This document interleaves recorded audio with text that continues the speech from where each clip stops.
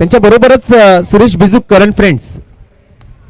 या वेळेला हा फॉलिंग स्वीप पाहायला मिळतोय. डीप मिड जबरदस्त स्ट्रोक येतोय.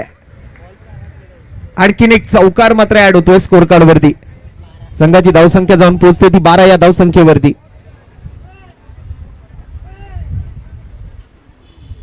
शेवटचा एक बॉल मात्र शिल्लक राहिलाय.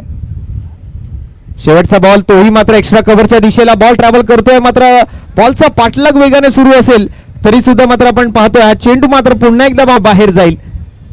आणखीन एक चौकार मात्र जोडला जाईल आणि ओव्हरची होईल समाप्ती.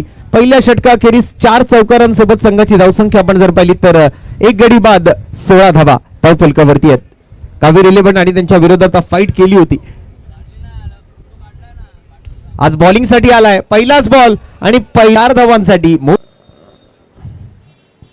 या वेळेला सुद्धा फुल टॉस बॉल मिळाला बॅकवर्ड स्क्वेअर लेग रिजन मध्ये. हो हो हो जबरदस्त शॉट या वेळेला. अज्जू आता मात्र फॉर्म मध्ये येतोय. अज्जूच्या बॅट मधून हा षटकार. काय जबरदस्त स्ट्रोक केलाय. पूर्ण ताकद लावली. चांगलं टायमिंग आणि बरोबर फ्रंट. सर्वेसर्वा केशवभाई पुजारी यांच्या माध्यमातून मात्र आपण जी स्पर्धा युट्यूब वरती लाईव्ह करतोय त्यासाठी मात्र इंटरनेटची सुविधा मात्र आम्हाला त्यांनी उपलब्ध करून दिली. त्याबद्दल हा सुरुवातीलाच आलेला षटकार आपण बघतोय विजय यांच्या गोलंदाजीवरती. पहिलाच बॉल राकेश कागडाच्या बॅट मधून आला. आणखीन एक दमदार षटकार अज्जूच्या बॅट मधून. माफ करा अज्जूच्या बॅट मधून आला एक दमदार षटकार. पुन्हा एकदा फुल टॉस पण या वेळेला मात्र बॉल हवेत चढलाय आणि इथे मात्र अज्जूची विकेट.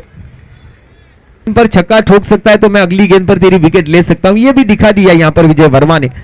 बड़ी मछली यहां पर जाल में फंसी है. एक बड़ा झटका लगा इस बार और इसी के साथ अज्जू की पारी समाप्त.